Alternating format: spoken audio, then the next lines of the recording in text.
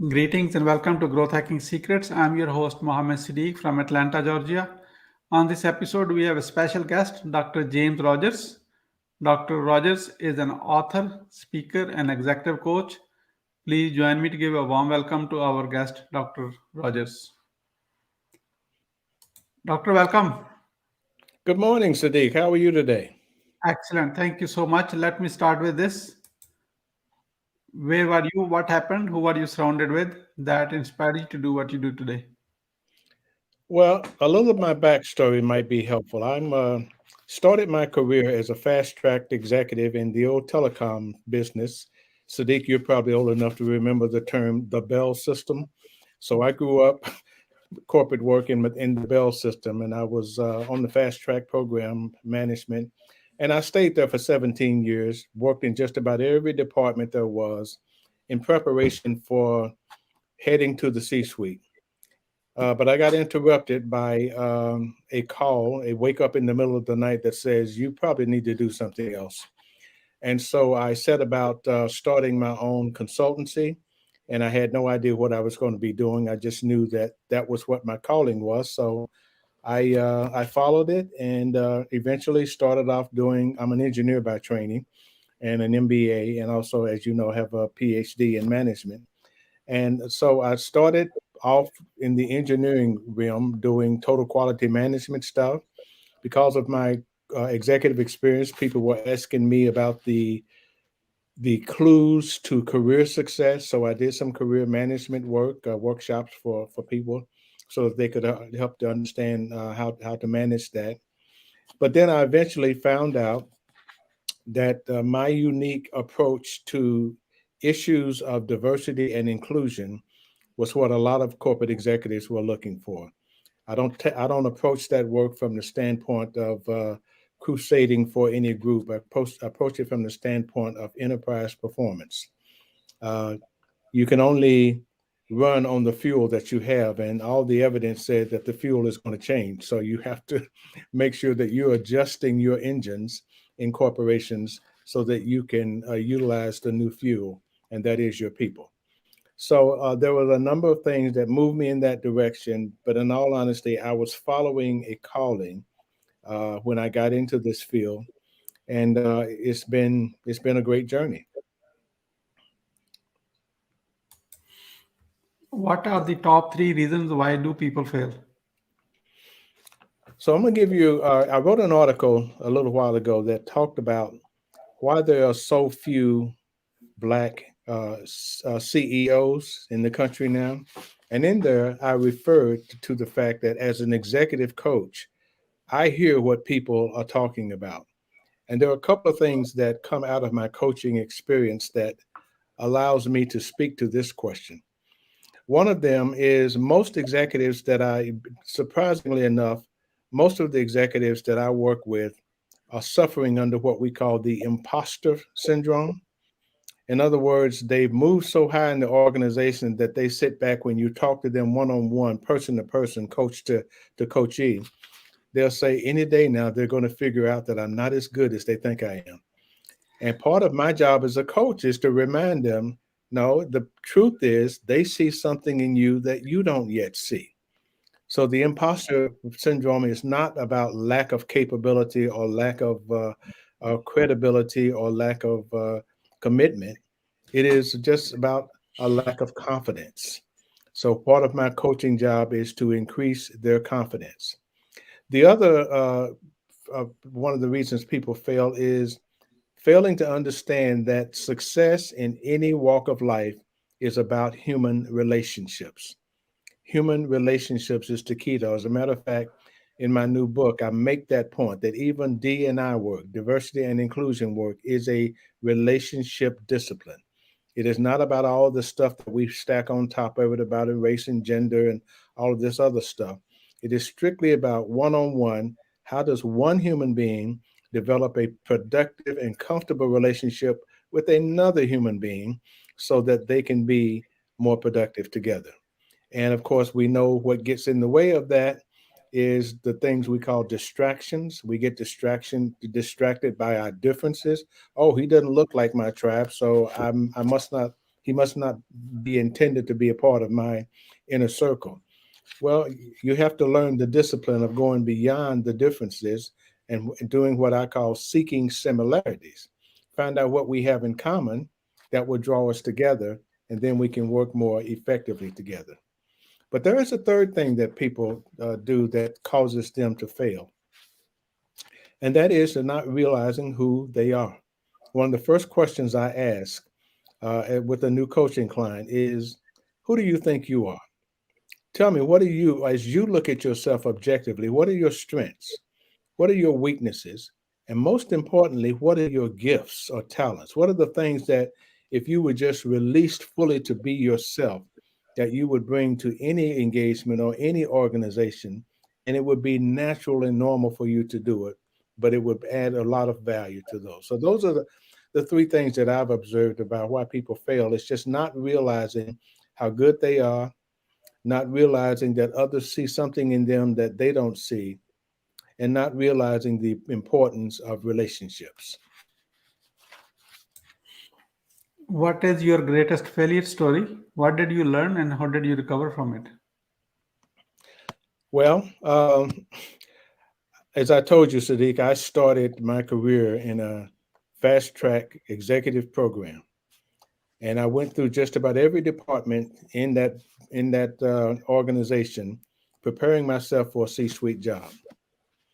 And then when I got the callings to start my own business, I discovered something. I don't know anything about business. Now, now, mind you, I started as an engineer. I've done marketing. I've done finance. I've done economics. I've done executive education. I've done all of these things that you do inside of an organization. But when it came to running a small business, I discovered I don't have the core competence to do it. So I have to go get it. So one of my biggest failures is in the first couple of years of my running my own consultancy. Uh, Things just didn't go the way that I thought they would. I figured, 2 years in, I'll be doing multi-million-dollar projects, and the world will love me as they always do. And I found out that unless I market it and let people know specifically what I do, not generically what I do, but specifically what I do. One of the things that I have done over the years is learn to coach young management consultants. And I tell them, when someone asks you what you do, don't give them a generic answer. You have to tell them specifically, why should they choose you amongst all the people out there? So one young man came to me and says, I do strategy planning. And I say, yeah, you and 250,000 other people that I know. What I want to know is, why should I hire you? And so part of my journey was getting very specific about what I offered the marketplace that no one else offers. And that has been, I think, the source of a lot of my success as a management consultant, is because people didn't have to wonder, what do I get with Jim? Well, you get what you get. And this is what it looks like. And this is what others say about it. And this is the kind of results that you can get with me. What are your top three success secrets that others can model from? Well, I would say it goes back to what I was talking about earlier, what I coach people about, and I try to live it out myself. First of all, getting really clear about who I am and being comfortable that that's good enough. So, being clear about who I am and being comfortable that that's good enough. Because when I talk about people understanding their gifts and their talents, your gifts and talents are just that. Those are things that you are naturally good at. You didn't have to work at to skill yourself to do it. You're just good at it. I discovered, for instance, that I'm good at facilitating difficult conversations. Who would ever think it? I'm an engineer. I'm just a geek. So I don't, soft skills like that. I never paid attention to the fact that that was a natural gift that I had. But it turns out that that is the reason for a lot of my success, is because I have that natural ability to connect with people and to allow them, create a safe space that allows them to talk about difficult topics in a comfortable way. The other secret that I think to people is being clear about your calling, who you are, what you're called to do. I say that all of us on this planet are called, gifted, equipped, and given the tools necessary to do something unique in the world. There is a reason that there is a Siddique. And I always admired you for the fact that you found your calling and you're doing exactly what you were called to do. And as a result of that, you bless the world with the work that you do. And so I say that know who you are, know what you're called to do, and then the other success secret is just because you have the gift doesn't mean that you don't have to develop it. So go and develop your skills, go and develop your gifts, develop your talents so that they are much more naturally flow out of just being in your presence. People can feel this is what I get when I get Jim. What motivates you within? What I'm motivated by more than anything is living my purpose. I'm not motivated by money. I have run through so many millions of dollars, and my wife tells me every time you get a million, you give 400,000 away to somebody because I'm really not that interested in money. But I am interested in making sure that when I leave the planet, I leave my music in the world.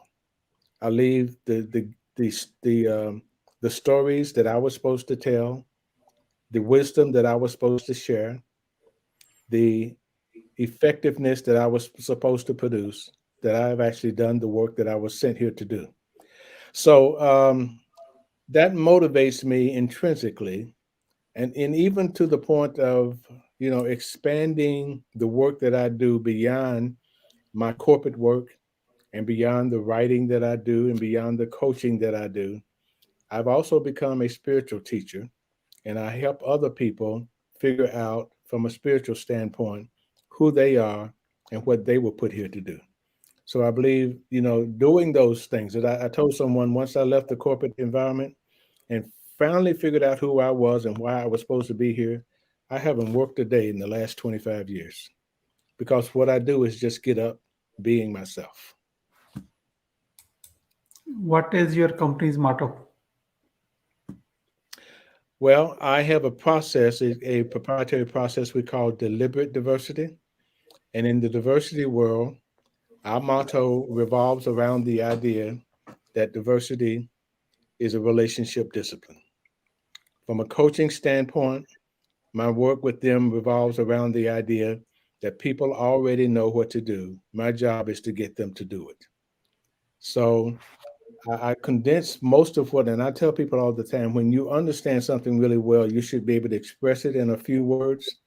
And so whenever I'm doing something, I remember in the back of my mind, why am I doing this? This person is really good at what they're doing. And for some reason, they've got a block, a mental block or whatever, that's keeping them from being at their best and doing what they know to do.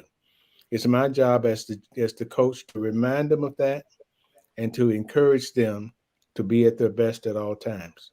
So that motto of understanding that I am not mentoring or teaching anyone in anything as a coach. All I'm doing is finding out what is the thing that's keeping you from being the best you that you could possibly be. And I use the coaching an analogy. I used to be a big basketball fan and pretty good basketball player, as a matter of fact, when I was a kid. But one thing that I know is that if you look at the pro level or at the college level, the coach of that team is not teaching them. They don't, when Michael Jordan was working with Phil Jackson, Phil didn't say, okay, Michael, this is a basketball. Michael knew what a basketball was. He could maneuver it better than anyone on the coach, on the court. So why did he need a coach? He needed a coach so that at the middle of a session in a breakout session with the team, Phil could say, Michael, you know that little thing that you used to did, that crossover dribble that you do all the time? Last time you had a chance to do it, you didn't do it. I just want to remind you that's one of the tools that you have available. Use it. It will help you to be even more effective. So that's what I tell executives and people that I coach. You got the gifts, you've got the talent, you even have the skills. Let's see why you're not using them and let's encourage you to use them. Who is your ideal client? So right now there are several. As I mentioned, I'm just writing a new book on the subject of diversity training as an intro to the whole idea of diversity and inclusion. It is written specifically for corporate executives who are now very confused about D&I because of social pressure. So, social pressure is causing a lot of CEOs, and I know many of them, to feel like they got to do something about diversity and inclusion, but they have no idea what the something is. And so my book is intended to point them back to the simple idea of diversity and inclusion, a relationship discipline. It is something you want for all of your people and for yourself to help you get even better enterprise performance. So I'm looking for the C-suite executive. I'm looking for someone with a chief diversity officer title, an HR executive. I'm also looking for, though, surprisingly for people, I'm looking for people in the media who are helping to propagate a lot of the misinformation and disinformation about diversity and inclusion. And I need to get them to be a little bit more deliberate about doing their homework before they get on air telling people bad information about diversity and inclusion. Because now we've got a bunch of resistors to an idea that is as human and as natural as can be. So we're basically turning people into being anti-human, because diversity and inclusion is really all about how do you be a more effective human being working with other human beings. So that's one ideal client. My ideal coaching client, of course, is someone who is my mentor in coaching. Marshall Goldsmith always says they have to be ready, they have to be willing, and they have to be able. You notice the focus is always on them. It is not on me as the coach. I don't do the work. Any successful coaching engagement is always nearly 100% dependent on the coachee. If you put someone in coaching as a punitive measure, oh, they need to be fixed. It's the same thing like with diversity training. When someone goes through diversity training because they need to be fixed, it's not going to work. You put someone through a coaching process because they need to be fixed, it's not going to work. Someone has to be wise enough to say, I'm doing really good. There seem to be a few things that are getting in my way. I wish I had someone who could help talk me through that and help elevate my performance to the point where I'm always at my best. I need a coach. And when someone says, I need a coach, not just I want a coach, but I recognize that there is a shortcoming that can be overcome by having a high level, high quality coach. That's an ideal client for me, and that's what I'm looking for. How do you find your ideal client? Um, so now you're getting into my challenging areas. Well, I have a pretty good reputation, and for the last 30 years, I have not done any what traditional marketing. All the work that I have gotten because someone knew someone who said Jim Rodgers is who you ought to talk to. I've done probably more large scale change initiatives in the area of human capital, diversity, and inclusion than any practitioner in the country. And every one of those major events came about because someone felt the need for high quality advice and counsel in this area. And they picked up the phone and called someone else and said, who do you know? Who did you use? I did work for Coca-Cola. And then Coca-Cola referred me to Georgia Power. And Georgia Power referred me to Johnson and Johnson. And Johnson and Johnson referred me to Pfizer. And Pfizer referred. So it goes on and on and on. I've worked with some of the largest corporations and some of the highest level C-suites in the country. And it's usually by word of mouth and referral. How do you deliver a five-star client experience? By listening. I like to keep things simple. It's simply by listening. As one of I told my clients recently, you're not going to tell me anything that I haven't seen at least 10 or 15 times, because I've been doing this for a long time. And with experience, you begin to see how human beings interact with one another. And being an engineer, I understand most of the technology that my client companies are dealing with. So that's not a part. That's not a responsibility that I have to go through. The thing is, I have made a life journey of understanding human nature. But as one of my close colleagues, Daryl Connor, used to say, just because I understand human nature doesn't mean I'm immune to it. So if someone challenges me and says, "Well, you're not perfect either," well, I say, "Yeah, that's my human nature kicking in." So a 5-star client is by listening. I listen, listen, listen. I have, as a facilitator, I have learned to craft great questions. So while I'm sitting with the client, I'm really thinking about what's the next question, well crafted question I have to ask them to cause them to dive even deeper into their situation so that we can finally get to the core cause, not the symptoms. Because, and I tell people all the time, I never do what a client calls me in to do. That would be malpractice, in my opinion. I have to do what they need. And in order to find out what they need, I have to take them through a questioning process so that they themselves can say, "Oh, okay, so that's the core of the issue. That's what's causing all of my distress. That's what's causing what's keeping me up at night." So it is a process, it's a learned process, but fortunately for me, it's part of my giftedness. It's being a facilitator of difficult conversations and having the ability to craft great questions that get to the core of the problem. How do you convert your clients into your brand ambassadors? It's a real simple process for me, and I've said it many, many times on the platform as a speaker, and that is do great work. Just do great work. And that's why I don't rely much on traditional marketing. My best marketing is when I'm with a client, in their minds, they're the only client that I have or I've ever had. I focus exclusively on them. I not only help them figure out how to approach their problem, but I walk them through the execution process. I'm involved with them from beginning to the middle of the process so that they have the confidence to believe I can take the ball across the goalpost now. Jim, thanks for getting us started. Thanks for moving us in the right direction. And I try to leave before the whole process is over because I don't want them dependent on me. I want, as we call it, technology transfer. The things that I know, I want them to know before I leave that client engagement. So that's part of my process, and so far it has worked very well for me. How do you handle rejections? Like most human beings, poorly. I, no one likes to be rejected, but I have learned in this life that that's just a part of life. And part of my spiritual study has taught me that what is, that you just accept things as they are and try not to resist them.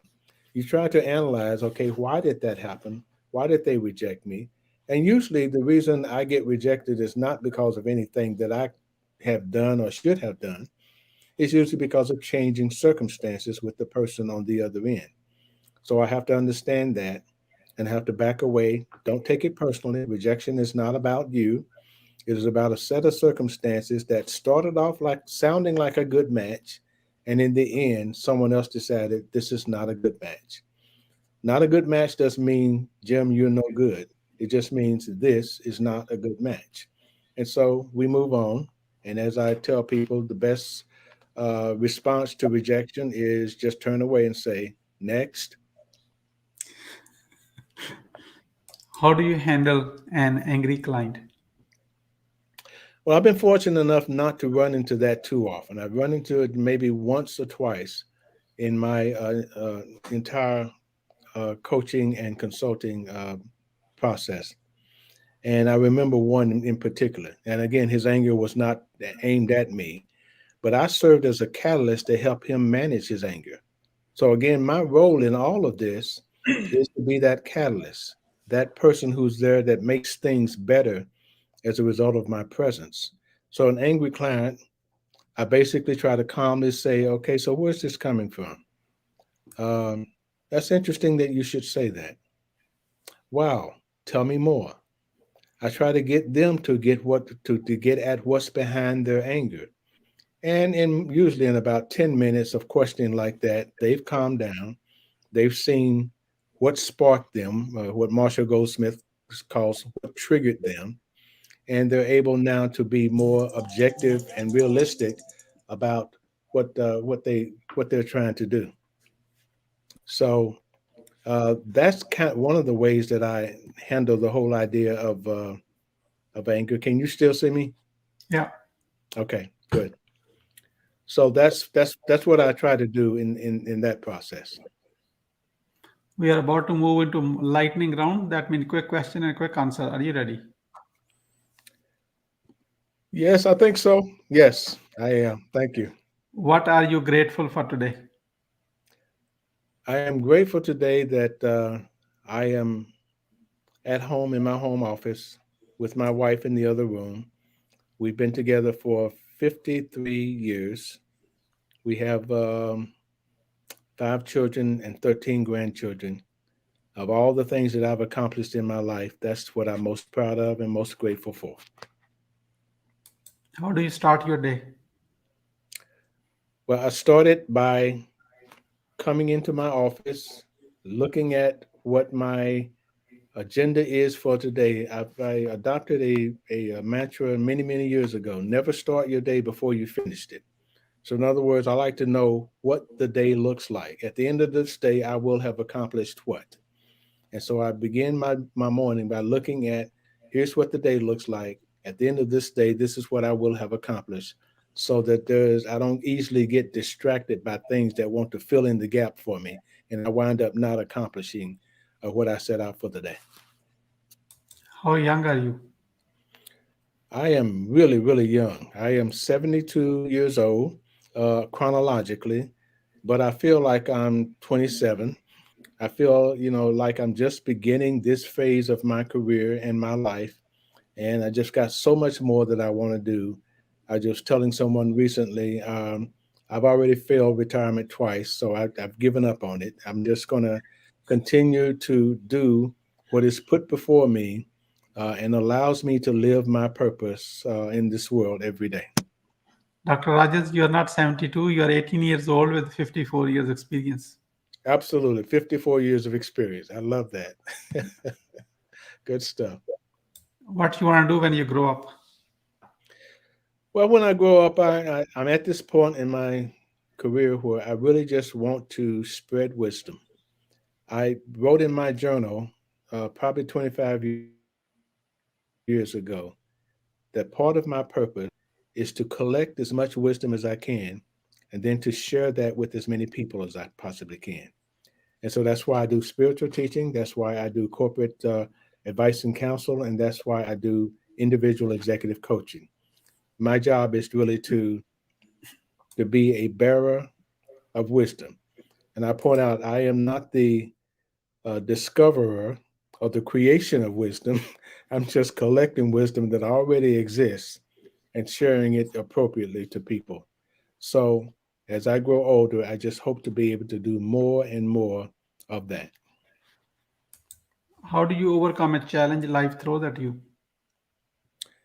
I have a process I call maintaining equanimity. Equanimity is about I don't get too high, I don't get too low. I don't get distracted by little things, and I don't get too joyous over great accomplishments or great events in my life. And I learned that through a lot of spiritual study.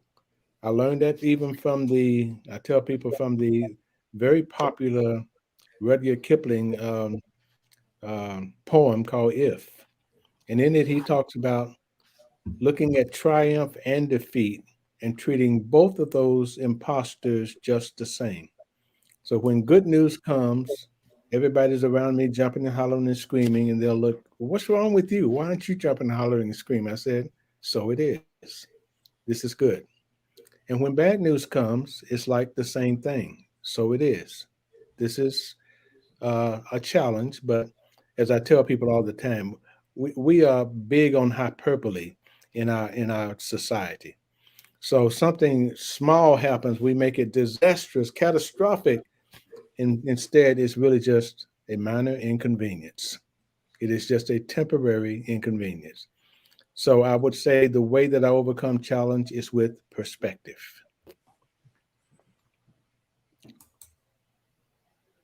What is the advice you will give to younger yourself? This is going to seem counterintuitive. Most people would say I would tell my younger self to be patient. I would tell my younger self to be a little bit more impatient. I have a lot to do in this world.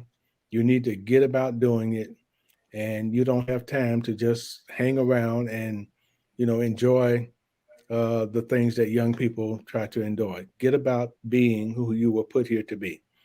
So I know that's counterintuitive, but that's what I would tell the younger me. Once you have a revenue generating idea, how do you convince your significant other? Uh, with the paycheck, I mean, I mean with money. Uh, my relationship with my family is very simple. I produce, no questions asked. So I, am not one of those who has to go and ask my wife permission to do something. I usually just tell her, "Hey, I've got this idea. I'm going to run it down. I'm going to produce. If it doesn't produce, I'll let you know. But when it does, you can go and buy that coat you wanted." Why being impactful is important to you? I'm convinced, like I said before, that each of us is gifted and equipped and led to do something important in the world. It may not feel important to you. It may not be conquering the world or being president of the United States. It may be just being the catalyst in the small group of people that you hang out with that creates a better life for more people, for other people. But being impactful is about living your purpose and being clear about there's a reason that I'm here. I didn't just show up just for show. I'm here in order to be a blessing to other people's lives. So that's to me is what it boils down to, and that's what I try to rely on. What do you want to be remembered for? Well, that's good. That's a good question.